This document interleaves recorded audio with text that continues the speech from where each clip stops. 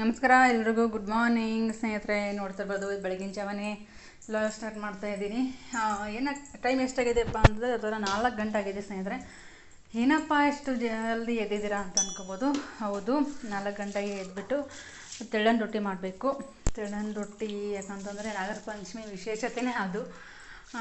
ತೆಳ್ಳನ ರೊಟ್ಟಿ, ಒಂದಿಷ್ಟು ದಿನಸಿನ ಪಲ್ಯ, ಆ ರೀತಿ ಹಬ್ಬದ ಪ್ರಯುಕ್ತ ಮಾಡಲೇಬೇಕು. ಅಂದರೆ ಇವತ್ತಲ್ಲ ಹಬ್ಬ ಇರೋದು, ಭಾನುವಾರದಿಂದ ಸ್ಟಾರ್ಟ್ ಆಗುತ್ತೆ. ರೊಟ್ಟಿ ಮಾಡಬೇಕು, ತೆಳ್ಳನ ರೊಟ್ಟಿ. ನಾನು ಸುಮ್ಮನೆ ದುಡ್ಡು ಕೊಟ್ಟು ತೊಗೊಂಬ, ನನ್ನ ಕೈಲಾಗಲ್ಲ ಅಂತ ನಾನು ಇಲ್ಲ, ಒಂದು ಸರಿ ಕೂತ್ಕೊಂಡು ಉದ್ದಿದ್ರೆ ಆಗುತ್ತೆ ಬಿಡು ಅಂತ ಪ್ಲ್ಯಾನ್ ಮಾಡಿಕೊಂಡು ಬೆಳಗಿನ ಜಾವ 4 ಗಂಟೆಗೆ ಎದ್ದು ಅಕ್ಕ, ನಾನು ಮತ್ತು ನಮ್ಮ ಅಕ್ಷಿತ ಸೇರಿಕೊಂಡು ಎಲ್ಲ ಕ್ಲೀನ್ ಮಾಡಿದ್ವಿ. ಹೊರಗಡೆ ಎಲ್ಲ ಕ್ಲೀನಾಗಿ ಕಸ ಅಂದ್ಕೊಂಡು ನೀರು ಬಂದಿದ್ದೆವು. ಯಾಕಂದರೆ ನಿನ್ನೆ ನೈಟೇ ನೀರು ಬಿಟ್ಟಿದ್ರು, ಹಂಗೆ ಹರಿತಾ ಇದೆ. ಆ ಪೈಪ್ ಹಚ್ಬಿಟ್ಟು ಅಂಗಳೆಲ್ಲ ಕ್ಲೀನ್ ಮಾಡಿದೆ, ತೊಳೆದೆ. ಒಳಗಡೆ ಎಲ್ಲ ಕ್ಲೀನಾಗಿ ಕಸ ಅಂದ್ಕೊಂಡೆ. ನೋಡ್ತಾ ಇರ್ಬೋದು. ಯಾಕಂತಂದರೆ ಇಷ್ಟು ಬೇಗ ಎದ್ರೇ ಸ್ವಲ್ಪ ಬೇಗ ಕೆಲಸ ಫಾಸ್ಟಾಗಿ ಆಗೋದು, ಮೈಂಡ್ ಕೂಡ ಫ್ರೆಶ್ ಇರುತ್ತೆ. ನನಗೆ ಬೇಗ ಎದ್ರೊಳಗೆ ಖುಷಿನೇ. ಬಟ್ ಏನಪ್ಪ ಅಂತಂದರೆ ಎದ್ದೊಳಕ್ಕಾಗಲ್ಲ ಅಷ್ಟೇ. ನೀರು ಬಂದಿತ್ತಲ್ವ, ಹಂಗೆ ಸ್ವಲ್ಪ ಗಿಡಕ್ಕೆ ನೀರು ಬಿಡೋಣ ಅಂತ. ಮಳೆ ಸಿಕ್ಕಾಪಟ್ಟೆ ಬಂದಿದೆ, ಬಟ್ ಇಲ್ಲಿ ಅಷ್ಟೊಂದು ಮಳೆಯ ನೀರು ಸಿಡಿಯೋದಿಲ್ಲ. ಒಂದೇ ಒಂದು ಹೂ ಬಿಟ್ಟಿತ್ತು, ಅದನ್ನು ಇನ್ನು ಪೂಜೆಗೆ ಕಿತ್ಕೊಂಡೆ, ಬಾಗಿಲಿಗಾದರೂ ಇಡೋಣ ಅಂತ. ಇಲ್ಲೇ ನೀರು ಬಿಟ್ಟರೆ ಇನ್ನು ಇಲ್ಲೇ ಮಾಡ್ಕೊಂಡು ಕೂತ್ಕೊಂಡು ಇಲ್ಲೇ ಆಗ್ಬಿಡ್ತೀವಿ ನಾವು, ಎದ್ದಿರೋದೇನಕ್ಕೆ ರೊಟ್ಟಿ ಮಾಡೋದಕ್ಕೆ ಅಲ್ವ. ಹಾಗಾಗಿ ರೊಟ್ಟಿ ಸುಡೋಣ, ರೊಟ್ಟಿ ಅಂತ ಅಂದ್ಬಿಟ್ಟು ಎದ್ದಿದ್ದು. ಸೇವಂತಿಗೆ ಹೂ ಸ್ವಲ್ಪ ಬಿಟ್ಟಿದೆ. ನೋಡಬೇಕು ಇಷ್ಟು ಫಾಸ್ಟಾಗಿ ಆಗೋದು. ಯಾಕಂದರೆ ಇಬ್ಬರು ಹೋಗಬೇಕು, ಅವರು ಕಾಲೇಜಿಗೆ ಒಬ್ಬರು ಹೋಗಬೇಕು ಮತ್ತು ಆಫೀಸ್ಗೆ ಒಬ್ಬರು ಹೋಗಬೇಕು. ಅವ್ರು ಹೋಗೋದ್ರೊಳಗಡೆ ನಾನು ರೊಟ್ಟಿ ಹಾಕಬೇಕು. ಹತ್ತತ್ರ ಒಂದು 60ರಿಂದ 70 ರೊಟ್ಟಿ ಮಾಡಬೇಕು, ತೆಳ್ಳನ ರೊಟ್ಟಿ. ಮತ್ತು ಎಳ್ಳು ಹಚ್ಚಬೇಕು ಸ್ನೇಹಿತರೆ. ಅದಕ್ಕೆ ಎಳ್ಳು ಹಚ್ಚಿ ರೊಟ್ಟಿ ಮಾಡೋದ್ರಿಂದ ತುಂಬ ಚೆನ್ನಾಗಿರುತ್ತೆ. ಹಾಗಾಗಿ ಎಳ್ಳು ಹಚ್ಬಿಟ್ಟು ರೊಟ್ಟಿ ಮಾಡೋಣ ಅಂತ. ಇಲ್ಲೆಲ್ಲ ಹೊಸ್ಲಿ ಎಲ್ಲ ತೊಳ್ಕೊಂಡು ಕ್ಲೀನ್ ಮಾಡಿಕೊಂಡು ಒಳಗಡೆ ಹೋಗಬೇಕು. ಟೀ ಕಾಫಿ ಎಲ್ಲ ಕುಡಿದು ಫಸ್ಟು ಫ್ರೆಶ್ ಆಗಿ ಅಕ್ಕ ರೊಟ್ಟಿ ಜಿಗಟ್ ಮಾಡ್ತಾಳೆ. ರೊಟ್ಟಿ ಜಿಗಟ್ ಮಾಡಿ ಉದ್ದಿದ್ರೆ ಮುಗಿಯಿತು.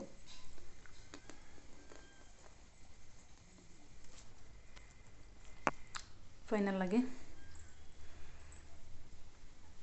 ಯಾಕಂತಂದರೆ ನಾವು ಮಧ್ಯಾಹ್ನ ಮಾಡ್ಕೊತೀವಿ ಅಂದರೆ ಆಗಲ್ಲ, ಒಬ್ಬರೇ ಮಾಡ್ಕೊಂಡ್ರೆ ಆಗಲ್ಲ, ಜೊತೆಗೆ ಯಾರಾದರೂ ಇರಲೇಬೇಕಲ್ವ. ಹಂಗಾಗಿ ಜೊತೆಗೆ ಕರ್ಕೊತೀನಿ. ಬೆಳಗ್ಗೆ ಎದ್ದೇಳೋದು ನನಗೂ ಖುಷಿ, ತುಂಬ ಇಷ್ಟ. ಅದು ಸ್ವಲ್ಪ ಕಷ್ಟ. ವಸ್ತು ಎಲ್ಲ ನೀರಾಗಿ ತೊಳೆದು ಇನ್ನು ರೊಟ್ಟಿ ಹಿಟ್ಟು ನಾದಿ ಚರಿ ನಂಗೆ ನಾದಿ ಹಿಟ್ಟನ್ನು ಹದ ಮಾಡ್ಕೊಳ್ಳೋದ್ರಲ್ಲಿ ಒಂದು ಟಿಪ್ಸ್ಗಳಿದ್ದಾವೆ ಸ್ನೇಹಿತರೆ.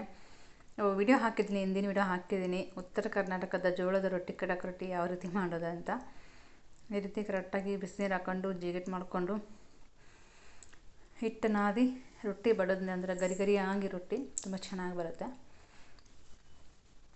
ನಾನು ಮೆಣಸಿನ ಬೀಜ ಹಾಕಲಿಲ್ಲ, ಬರೀ ಎಳ್ಳಷ್ಟೇ ಹಾಕಿ ಇಟ್ಕೊಂಡೆ. ಒಂದಿಷ್ಟು ಉಳ್ಳಿಗೆಲ್ಲ ಮಾಡ್ಕೊಂಡೆ ಸ್ನೇಹಿತರೆ. ಯಾಕಂದರೆ ಪದೇ ಉಳ್ಳಿ ಮಾಡ್ಕೊಂಡು ಕುಂದ್ರೋದಾಗಲ್ಲ ಅಂತ ಅಂದ್ಬಿಟ್ಟು ಅದಷ್ಟನ್ನು ಉಳ್ಳಿ ಮಾಡಿ ಎತ್ತಿಟ್ಕೊಂಡು ಇವಾಗ ಬರ ಉದ್ದದೇನೆ ಇಬ್ಬರು ನೋಡ್ತಿರ್ಬೋದು. 4 ಗಂಟೆಗೆ ಎದ್ಬಿಟ್ಟು ಇಷ್ಟು ರೊಟ್ಟಿ ಮಾಡಿದ್ವಿ. ನೋಡಿದ್ರಲ್ಲ ಬೆಳಗ್ಗೆ ಇತ್ತು ಎಷ್ಟು ಮುಂಜಾನೆ ಎದ್ದೆದ್ದು ಎಲ್ಲ ಇಷ್ಟು ರೊಟ್ಟಿ ಅಂದರೆ ಇದು ಅಷ್ಟು ಟೋಟಲಾಗಿ 60 ರೊಟ್ಟಿ ಇದ್ದಾವೆ ಸ್ನೇಹಿತರೆ. 60 ರೊಟ್ಟಿ ಮತ್ತು ಊಟ ಮಾಡ್ಲಿಕ್ಕೆ, ಬೆಳಗ್ಗೆ ಎದ್ದು ಊಟ ಮಾಡಲಿಕ್ಕೆ ಬೇಕಲ್ವ, ಡೈಲಿ ಬೇಕು ನಮಗೆ ರೊಟ್ಟಿ. ಹಾಗಾಗಿ ಮತ್ತೆ ಒಂದು ಸ್ವಲ್ಪ ರೊಟ್ಟಿ ಮಾಡಿದ್ವಿ. ಒಂದು ಸ್ವಲ್ಪ ಮಕ್ಕಳಿಗೆ ಸ್ಕೂಲಿಗೆ ಹೋಗ್ತಾರಲ್ವ, ಅವರಿಗೆ ಸ್ವಲ್ಪ ಅವಲಕ್ಕಿ ಮಾಡಿದ್ವಿ. ನೋಡ್ತಿರ್ಬೋದು ಅಷ್ಟು ಎಷ್ಟು ಪಳ್ಳು ಅಂತವೆ ಬೆಳಗಿನ ಬೆಳೆಸು ಮಾಡಿರೋಂಥ ರೊಟ್ಟಿ. ಇಷ್ಟು ತೆಳುವಾಗಿದೆ ನೋಡ್ತಿರ್ಬೋದು. ಇದೇ ಒಲೆ ಮೇಲೆ ಹಾಲು ಕಾಸಕ್ಕಿಟ್ಟೈತೆ, ಕೆನೆಗಿಟ್ಟಿದೆ ನೋಡ್ತಿರ್ಬೋದು. ಕೆನೆ ಎಷ್ಟು ಚೆನ್ನಾಗಿ ಬಂದಿದೆ. ಬೆಂಕಿ ಇರುತ್ತೆ ಅಲ್ವ, ಇದೇ ಒಲೆ ಮೇಲೆ ಹಾಲಿಟ್ಟರೆ ಚೆನ್ನಾಗಿ ಕಾದು ಕೆನೆಗಟ್ಟಿದ್ರೆ ಬೆಣ್ಣೆ ಚೆನ್ನಾಗಿ ಬರುತ್ತೆ.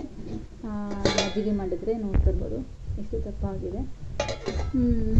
ಇವಾಗ ಬೆಳಗ್ಗೆ ಇಷ್ಟೆಲ್ಲ ಕೆಲಸ. ಇವಾಗ ಎಲ್ಲ ಊಟ ಗೀಟ ಮಾಡಿ ಇವಾಗ ರೈಸ್ ಇಟ್ಟಿದ್ದೀವಿ. ರೈಸ್ ಆಗಿದೆ ಆಲ್ರೆಡಿ ಮಧ್ಯಾಹ್ನಕ್ಕೆ ಅಂತ. ಬಟ್ಟೆ ಗಿಟ್ಟೆಲ್ಲ ತೊಳೆದು ರೈಸ್ ಮಾಡಿ ಬೆಳಗ್ಗೆ ಅದೇ ಊಟಕ್ಕೆ ಬೇಕಂತಂದ್ವಲ್ವ, ಇಷ್ಟು ರೊಟ್ಟಿನ ಮತ್ತು ಮಧ್ಯಾಹ್ನಕ್ಕೆ ಬೇಕು. ಮತ್ತೊಂದು 30 ರೊಟ್ಟಿ ಮೆತ್ತನ ರೊಟ್ಟಿ ಹಾಕಿ ಮಾಡಿವಿ. ಮತ್ತು ಹೀರಿಕಾಯಿ ಪಲ್ಯ ಆಗೈತಿ. ಅವಲಕ್ಕಿ ಮಾಡಿದ್ವಿ, ಅವಲಕ್ಕಿ ಖಾಲಿ ಆಗೈತಿ. ನೋಡ್ತಾ ಇರ್ಬೋದು. ಏನಪ್ಪ ಅಂತಂದರೆ ಇವತ್ತು ಕರೆಂಟ್ ಹೋಯ್ತು ನೋಡಿ. ನಾನು ಇವತ್ತು ಚಟ್ನಿ ಪುಡಿ ಮತ್ತು ಖಾರದ ಪುಡಿ ಎಲ್ಲ ಮಾಡೋಣ ಅಂತ ಅಂದ್ಕೊಂಡಿದ್ದೆ. ಬಟ್ ನೋಡ್ಬೇಕು, ಇವತ್ತಾದ್ರೂ ಮಾಡ್ಬೋದು, ನಾಳೆ ಆದರೂ ಮಾಡ್ಬೋದು. ಇಲ್ಲಿ ಸ್ವಲ್ಪ ಶೇಂಗಾನ ನೆನೆ ಹಾಕಿದ್ವಿ, ಮಕ್ಕಳಿಗೆ ಬೆಳಗ್ಗೆ ಎದ್ದು ಕೊಡಬೇಕು ಅಂತ.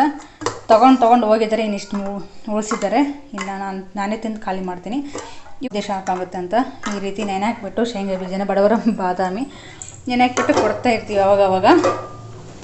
ಮತ್ತು ತೊಳೆದೆಲ್ಲ ಹಂಗೆ ಇದೆ ಸ್ನೇಹಿತರೆ, ಎಲ್ಲ ಸ್ಟ್ಯಾಂಡಿಗೆ ಹಾಕಬೇಕು. ಈ ಹೆಣ್ಮಕ್ಳು ಹಬ್ಬ ಬಂತು ಅಂದರೆ, ನಾಗರ ಪಂಚಮಿ ಬಂತಂದರೆ ನಮ್ಮ ಉತ್ತರ ಕರ್ನಾಟಕದಲ್ಲಿ ದೊಡ್ಡ ಹಬ್ಬ ಅಂದರೆ ದೊಡ್ಡ ಹಬ್ಬ. ಈ ರೀತಿ ಎಲ್ಲ ಮನೆಯೆಲ್ಲ ಕ್ಲೀನ್ ಮಾಡ್ಕೊಂಡು ಆಗಿದೆ. ಒಬ್ಬರು ನಮ್ಮ ರಿಲೇಷನಲ್ಲೇ ನಮಗೆ ಅಣ್ಣ ತಮ್ಮಳಾಗಬೇಕು, ಅವ್ರು ಡೆತ್ ಆದರು. ಮತ್ತು ತಿರ್ಗಾ ಇನ್ನೊಂದು ಸರಿ ಎಲ್ಲ ಕ್ಲೀನ್ ಮಾಡಿಕೊಂಡು ಮತ್ತೆಲ್ಲ ತೊಳಿಬೇಕು ಸ್ನೇಹಿತರೆ. ಫಸ್ಟ್ ಹಬ್ಬಕ್ಕೆ ಅಂತ ತೊಳೆದಾದ್ಮೇಲೆ ಈ ರೀತಿ ತೀರ್ಕೊಂಡ್ರಲ್ವಾ. ನಮಗೆ ಹಳ್ಳಿ ಕಡೆ ತುಂಬ ಪದ್ಧತಿಗಳನ್ನು ನಡೆಸ್ತಾರೆ. ಹಾಗಾಗಿ ಮತ್ತೆ ಇನ್ನೊಂದು ಸರಿ ಎಲ್ಲ ಕ್ಲೀನ್ ಮಾಡಿಕೊಂಡು ಧೂಳ ಹೊಡ್ಕೊಂಡು, ಧೂಳ ಇರಲ್ಲ ಬಟ್ ಮಾಡಲೇಬೇಕು. ಈ ರೀತಿ ಒಲೆ ಮನೆ ಅಂತ ಅಂತೀವಿ. ಈ ರೀತಿ ಆದಾಗ ಎಲ್ಲ ಕ್ಲೀನಾಗಿ ಮಾಡ್ಕೋಬೇಕಾಗತ್ತೆ. ಮತ್ತು 2 ಸರಿ ಇವತ್ತು ಮನೆ ಕ್ಲೀನಿಂಗ್ ಮಾಡಿದ್ವಿ. ಇಲ್ಲಿಗೆ ಆಲ್ರೆಡಿ 2 ಸರಿ ಆಯಿತು. ಹಬ್ಬಕ್ಕೆ ಅಂತ ಒಂದು ಸರಿ ತೀರ್ಕೊಂಡ್ರಲ್ವ, ಒಲೆ ಮನೆ ಆಗೈತಂತ ಮತ್ತು ಇನ್ನೊಂದು ಸರಿ ಎಲ್ಲ ಮಾಡ್ಕೊಂಡ್ವಿ. ಕರೆಂಟ್ ಹೋಯ್ತು, ಕತ್ತಲಲ್ಲೇ ಮಾತಾಡ್ತಾ ಇದ್ದೀನಿ. ಇನ್ನೇನಪ್ಪ ಅಂದರೆ ರೊಟ್ಟಿ ಆಯಿತು. ನೆಕ್ಸ್ಟು ಈ ಪುಟಾಣಿನ ಮಿಕ್ಸಿ ಮಾಡಬೇಕು. ಇಷ್ಟು ಬೇಕಷ್ಟು ಉಳಿಸ್ಕೊಂಡು ಉಳಿದಿರುವಂಥ ಪುಟಾಣಿನ ಮಿಕ್ಸಿ ಮಾಡಬೇಕು. ಬೆಲ್ಲ ಹಂಗೆ ಇಟ್ಟಿದ್ದೀವಿ, ಯಾಕಂದರೆ ಗೊತ್ತಲ್ವ ನಾಗರ ಪಂಚಮಿ ವಿಶೇಷತೆ ಏನೆಲ್ಲ ಇರುತ್ತೆ ಅಂತ. ಬೆಳಗ್ಗೆನೇ ಪೂಜೆ ಆಗಿದೆ ಆಲ್ರೆಡಿ. ಓಕೆ, ಇವತ್ತಿನ ವಿಡಿಯೋ ನಿಮಗೇನಾದರೂ ಇಷ್ಟ ಆದರೆ ಲೈಕ್ ಮಾಡಿ, ಶೇರ್ ಮಾಡಿ, ಆದಷ್ಟು ಸಬ್ಸ್ಕ್ರೈಬ್ ಮಾಡ್ಕೊಂಡು ಚಾನಲ್ನ ನೋಡಿ ಅಂತ ಹೇಳ್ತೀನಿ. ಯಾಕಂದರೆ ಡೈಲಿ ವೀಡಿಯೋಸ್ ಬರ್ತಾನೆ ಇರುತ್ತೆ. ಹಬ್ಬದ ಆಚರಣೆ, ಹಬ್ಬದ ವೀಡಿಯೋಗಳು ಎಲ್ಲ ಇದ್ದೇ ಇರುತ್ತೆ.